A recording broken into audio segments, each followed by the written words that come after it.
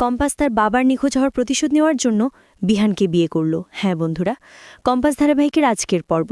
ধারাবাহিকের শুরুতেই দেখা যায় ঋতুজা চৌধুরী অভিজ্ঞান দত্তকে বলছে সে কিছুতেই মোনালিসার সাথে বিহানের বিয়েটা হতে দেবে না, কারণ বিহানের সাথে ইতিমধ্যেই কম্পাসের বিয়ে হয়েছে আর তার প্রমাণও কম্পাসের কাছে রয়েছে, তাই সে অন্যায় করে কম্পাসকে বঞ্চিত করবে না। এরপর ঋতুজা তার ছোট যাকে বলে বরণডালা নিয়ে আসতে, সে কম্পাসকে বরণ করবে।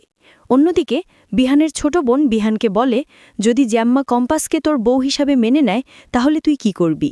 তখন বিহান পুরনো দিনের কথা মনে করতে থাকে, যখন কম্পাস এই বিয়ে নিয়ে তাকে উপেক্ষা করেছিল। পরবর্তী দৃশ্যে ড্রয়িং রুমে অখিলেশ ঋতুজাকে বলে, তোমার কি মাথা খারাপ হয়ে গেছে? বাড়ির কাজের লোককে তুমি এবাড়ির বউ হিসাবে মেনে নেবে? সোসাইটিতে আমাদের মানসম্মান কোথায় যাবে? এ কথা শুনে ঋতুজা দৃঢ়ভাবে বলে, অভিজ্ঞান দত্ত কম্পাসের সাথে যে অন্যায়টা করেছে সেটা আমি কোনোদিন মেনে নিতে পারবো না। দিনের পর দিন তিনি কম্পাসের ট্যালেন্ট মোনালিসার নামে চালিয়েছেন, এটা কি অন্যায় নয়? আমাদের সবাইকে ঠকিয়েছেন তিনি। হতে পারে মোনালিসা দেখতে সুন্দর, কিন্তু তার মধ্যে কোনো ট্যালেন্ট নেই।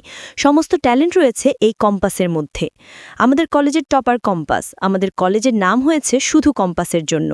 যে সব কিছু আবিষ্কার করেছে কম্পাস, কিন্তু মোনালিসার মধ্যে এই জ্ঞান নেই। কেউ যদি মোনালিসাকে ইঞ্জিনিয়ারিং নিয়ে কিছু প্রশ্ন করে তাহলে তো মানসম্মান সব শেষ হয়ে যাবে।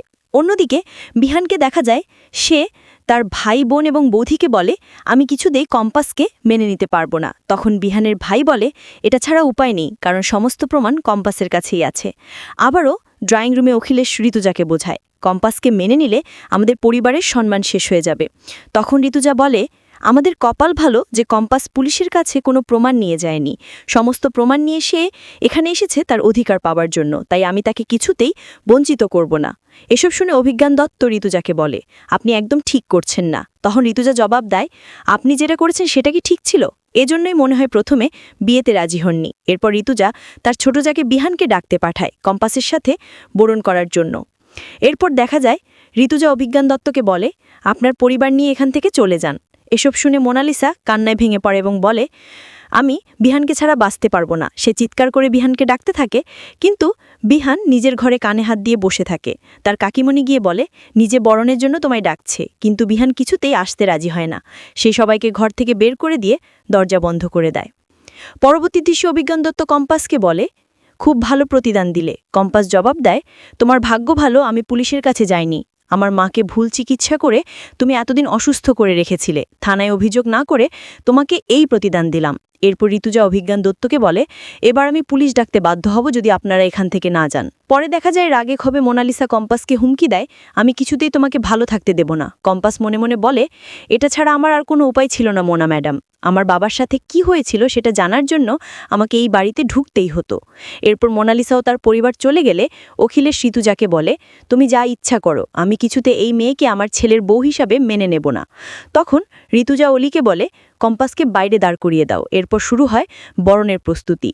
ঠিক তখন বিহানের কাছে এসে ঋতুজাকে বলে, বিহান দরজা বন্ধ করে রেখেছে, সে আসতে চাইছে না। তখন ঋতুজা বলে, তাহলে আমি শুধু কম্পাসকেই বরণ করে ঘরে তুলব। এরপর দেখা যায় ঋতুজা চৌধুরী নিজে কম্পাসকে বরণ করে, তারপর তাকে দুধে আলতায় পা দিয়ে ঘরে প্রবেশ করতে বলে। শেষ দৃশ্যে দেখা যায় কম্পাস দুধে আলতায় পা দিয়ে গৃহপ্রবেশ করছে। তখন তার রাস্তায় দেখা এক লোকের কিছু কথা মনে পড়ে। লোকটা বলেছিল, এই বাড়িতেই তোমার বাবার রহস্য লুকিয়ে আছে। তখন কম্পাস মনে মনে বলে, বিহান স্যার, আপনি তখন ছোট ছিলেন, আমার মনে হয় না আপনি আমার বাবার ক্ষতি করেছেন, কিন্তু অন্য কেউ না কেউ ঠিকই আমার বাবার ক্ষতি করেছে। সেটা খুঁজে বের করার জন্যই আমাকে এখানে আসতে হয়েছে। এই ছিল কম্পাস ধারাবাহিকের আজকের আপডেট। ভিডিওটি ভালো লাগলে চ্যানেলটিকে সাবস্ক্রাইব করে পাশে থাকা বেল আইকনটি অন করে দিন এবং আপনাদের মূল্যবান কমেন্ট করতেও ভুলবেন না।